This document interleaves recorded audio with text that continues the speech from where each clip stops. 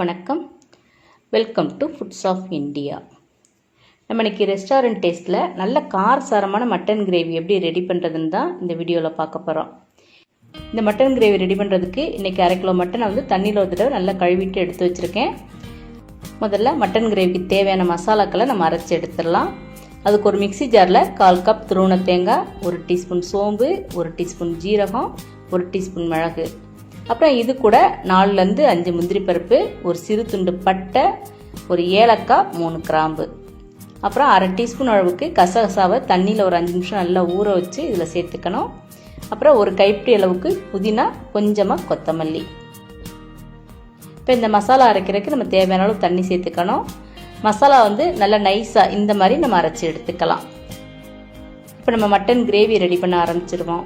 அதுக்கு இந்த மாதிரி ஒரு ப்ரெஷர் குக்கர் எடுத்துக்கலாம். இப்போ இதில் 3 டேபிள் ஸ்பூன் அளவுக்கு கடலெண்ணெய் அல்லது ரீஃபைண்ட்